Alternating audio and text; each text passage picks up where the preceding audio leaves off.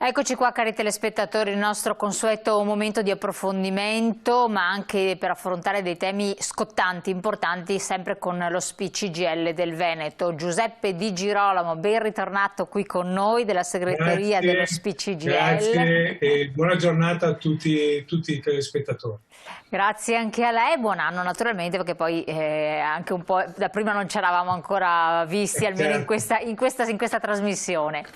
Allora, ci sono purtroppo delle cose poco piacevoli di cui è bene parlare e comunque affrontarle. Molti ci scrivono relativamente alle pensioni che a volte sono più basse, a volte più alte, non capiscono come mai ci sono conguagli, ci sono stati dei conguagli dovuti, insomma bisogna fare un po' di chiarezza, ma l'altro aspetto importante è l'adeguamento al costo della vita o non adeguamento o l'irrisorio adeguamento delle pensioni. Qual è la questione?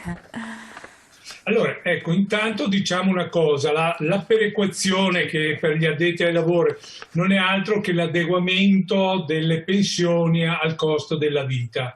Quindi diciamo ogni anno c'è questo adeguamento che come dire, negli ultimi anni purtroppo fra blocchi, manomissioni del meccanismo e anche rivalutazione dell'incremento della tassazione locale, famose addizionali comunali, regionali, portano, come dire, al fatto che le pensioni hanno perso molto del loro potere d'acquisto reale. Questo purtroppo è la dura realtà. Quindi anche quest'anno l'adeguamento al costo della vita purtroppo, dobbiamo essere sinceri, noi lo denunciamo da tempo, non corrisponde all'inflazione che realmente poi ogni pensionato o pensionata ha nel corso dell'anno, insomma, ecco. Assolutamente. Che cosa è successo l'anno scorso? Allora, l'anno scorso il governo aveva programmato un'inflazione attorno al 0,4%. E quindi a gennaio i pensionati si sono trovati questo aumento.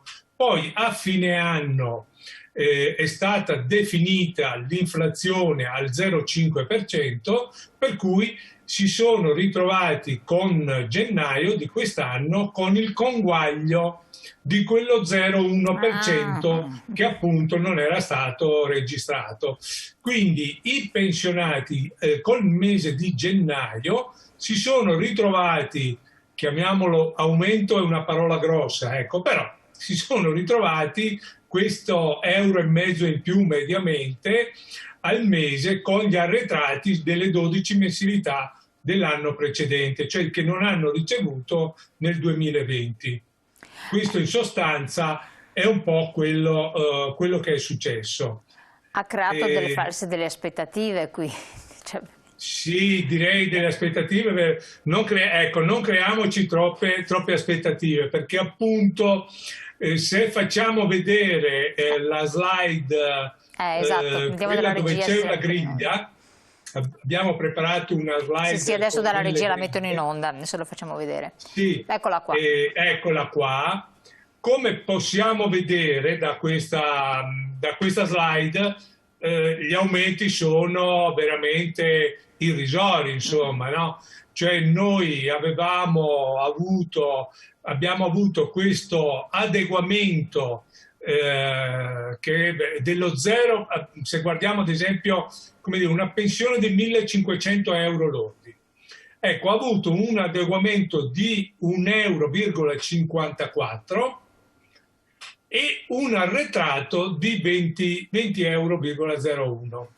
Allora, noi sappiamo che come dire, questo scostamento su una pensione di 1.500 € lordi di €1,50 mensili non è certo il recupero dell'inflazione che c'è stata nel 2020, né tantomeno quei €20 che vengono dati di conguaglio, come dire, sanano una situazione che i pensionati hanno vissuto durante il corso dell'anno. Ecco. Quindi noi prendiamo atto di questa situazione sapendo che è inaccettabile che si continuino ad erodere si continui ad erodere il potere d'acquisto delle pensioni in sostanza. Ecco, c'era Ecco, stato questo è un un po'. ricorso, molti ci avevano anche scritto in passato perché c'era stato un famoso ricorso, avevate raccolto anche delle adesioni, eccetera. Che fine ha fatto? Aggiorniamo su Beh, questa no, quello situazione. a suo tempo, quando ci fu nel 2013, che ci fu il blocco 2012-2013, che ci fu il blocco dell'automatismo dopo le 3 volte il trattamento minimo.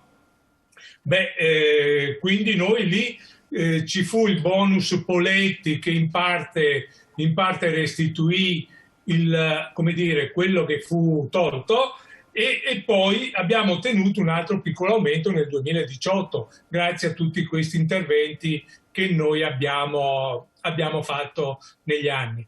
Purtroppo qual è il problema? Il problema è che in tutti questi anni, nell'arco di tutti questi anni, tutte queste modifiche che sono state portate al meccanismo di rivalutazione porta oggi ad un paniere che non riconosce, che non si adegua, diciamo, all'inflazione così come dovrebbe essere.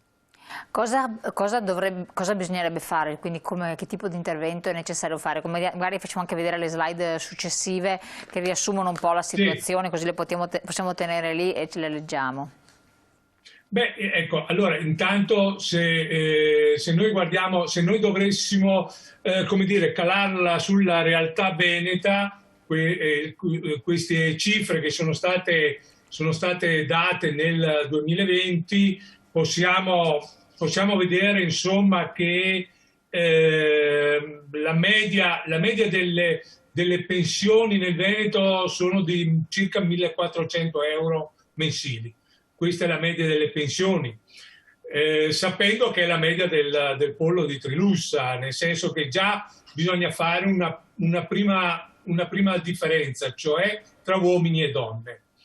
C'è questo problema di genere che già noi diciamo da tempo, che gli uomini hanno una media di 1.670 euro di pensione lorda, mentre le donne praticamente quasi la metà, cioè siamo circa 800 euro, poco più di 800 euro al mese.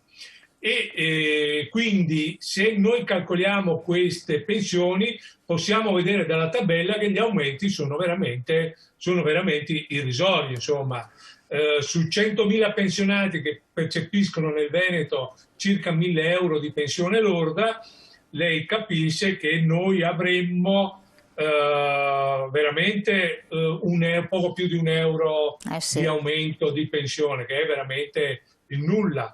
Qual è la cattiva notizia, purtroppo? C'è già nella cattiva Che, notizia. esatto, che per il 2021 il governo ha programmato l'inflazione allo 0,0%. E quindi non c'è stato nemmeno quel piccolo aumento programmato che in genere c'è all'inizio dell'anno. Ecco, quindi dobbiamo aspettare alla fine dell'anno per capire l'Istat quale inflazione andrà a verificare, in base a quello poi vedremo. Ecco, questa è un po' la questione. Cosa possiamo fare? Esatto. Ecco, l'avevo detto anche in una puntata precedente, sono molte le cose che noi chiediamo, ma ce ne sono 3 in particolare. La prima, come evitare lo schiacciamento delle pensioni verso il basso. Quindi questo noi possiamo farlo attraverso l'adeguamento del paniere e quindi rivedere tutte quelle fasce che vanno da 4 volte in su del trattamento minimo, che è appunto come dire, il punto di misura con cui si misurano le pensioni, diciamo così, e fare in modo che vengano rivalutate al 100% anche quelle pensioni. Il secondo aspetto è quello della 14ª, cioè noi abbiamo chiesto nella nostra piattaforma una estensione della 14ª, perché come abbiamo spiegato altre volte, la 14ª premia le pensioni da lavoro, da contributi versati durante l'arco della vita lavorativa. Quindi noi chiediamo che ci sia un'estensione della 14ª mensilità. L'altra questione è la riduzione del fisco, della pressione fiscale. Sì. Vorrei ricordare che sulle 232 miliardi delle pensioni, di pagamento delle pensioni, ebbene, ben 50 miliardi i pensionati le restituiscono allo Stato sotto forma di tasse, scusate. Quindi c'è una tassazione molto alta per i pensionati. Ecco, quindi noi chiediamo appunto che ci sia un abbassamento della pressione fiscale, soprattutto attraverso il cuneo fiscale ed altre operazioni di detrazione, in modo che anche i pensionati abbiano quel sollievo dal punto di vista delle tasse.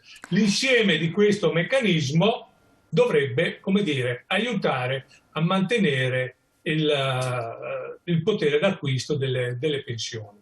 E avete già interloquito con il governo relativamente a questo di recente? Oppure, perché quasi tutti chiedono di agire sulle tasse, tante categorie produttive, vista la situazione che non vivono proprio. Allora, noi siamo consapevoli come dire, della difficoltà che il Paese sta attraversando in questo momento. Siamo perfettamente consapevoli, non c'è nessuna, come dire, contrapposizione con il mondo del lavoro, sia esso dipendente privato, pubblico, autonomo, assolutamente non è nelle nostre intenzioni. Però, detto questo, noi, come dire, non possiamo rassegnarci a vedere impoverite le pensioni dei nostri assistiti, insomma, assolutamente no. Quindi con il governo stiamo ragionando, anche se in termini un po' più lunghi evidentemente, soprattutto sulla questione in questo momento della 14ª, che è quella che darebbe un segnale sicuramente più tangibile, insomma, in questo momento. Diversamente invece il problema con l'INPS.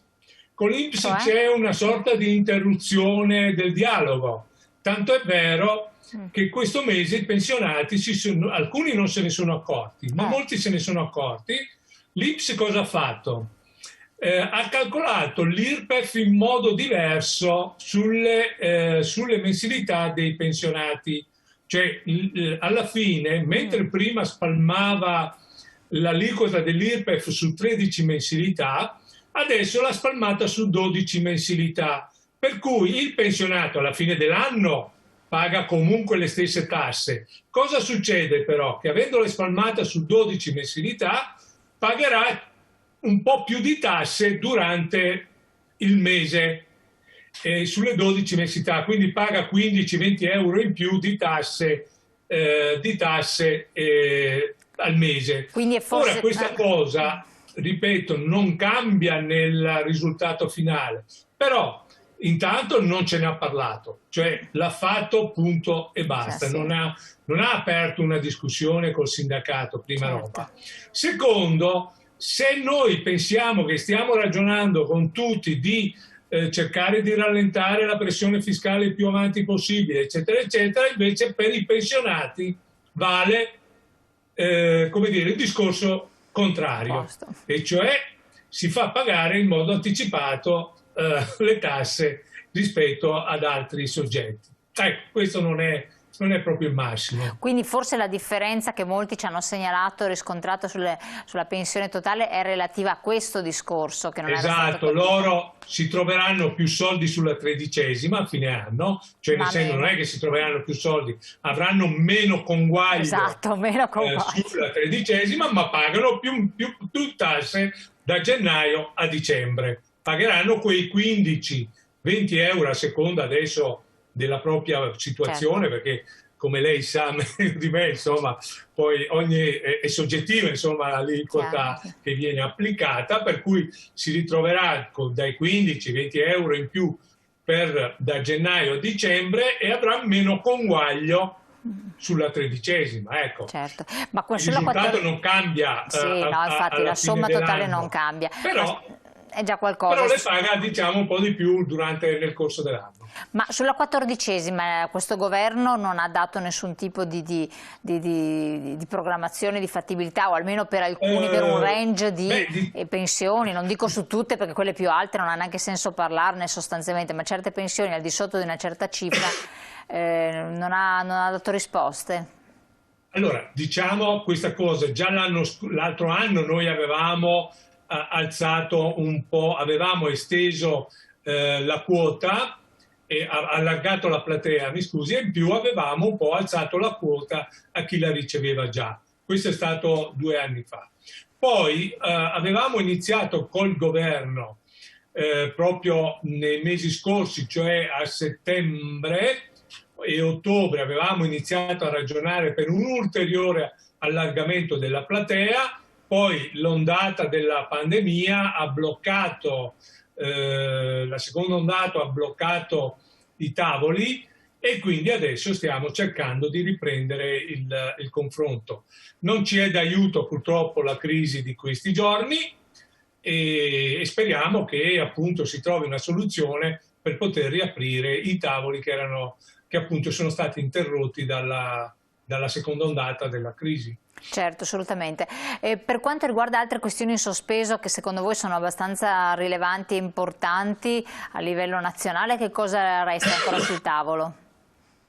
Beh, diciamo intanto che abbiamo portato a casa alcuni risultati importanti, ad esempio il part-time verticale che adesso verrà conteggiato per tutto l'anno, a differenza di come era una volta, cioè a parità, mentre prima a parità di contribuzione tra un part-time verticale e un part-time normale, come dire, veniva conteggiata le settimane i contributi in modo diverso. Adesso invece anche i lavoratori, soprattutto lavoratrici che utilizzano questa forma di part-time, potranno aver riconosciuto il periodo di contribuzione per tutto il periodo dell'anno e questo è un fatto importantissimo che riguarda migliaia e migliaia di lavoratori e lavoratrici.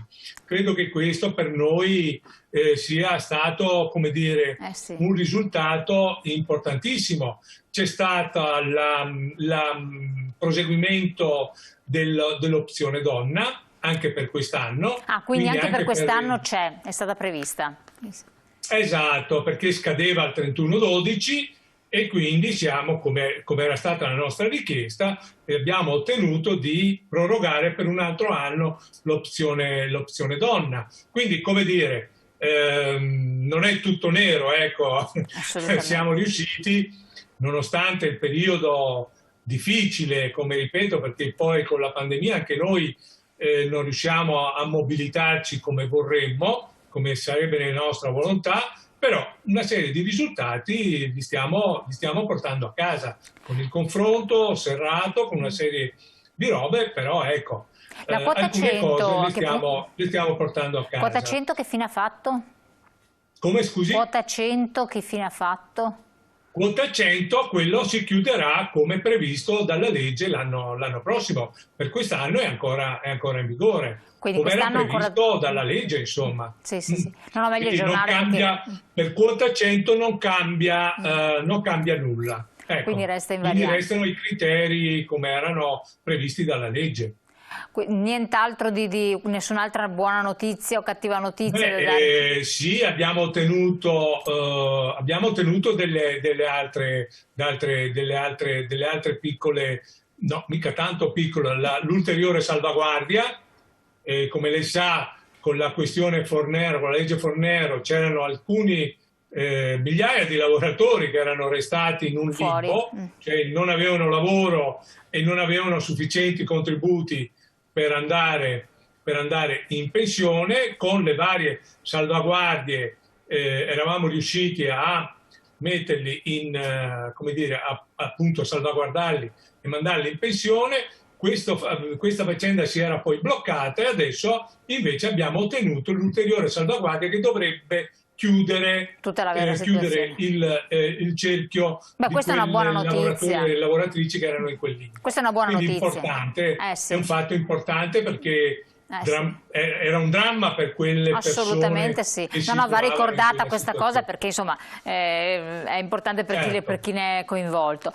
Allora segretario, io la ringrazio tantissimo, abbiamo fatto un po' un bilanciamento tra buone e cattive notizie. Sì, siamo andati oltre le cose, appunto, quindi come dire, ecco, noi ci teniamo per chiudere, insomma, una considerazione di questo tipo, insomma, noi siamo consapevoli del momento difficile che c'è, però ripeto, non possiamo rassegnarci a fare in modo che le pensioni perdano potere d'acquisto. Ecco, non lasciate soli quindi i a pensionati. mobilitarci in questo senso. A livello unitario o solo lo SPI?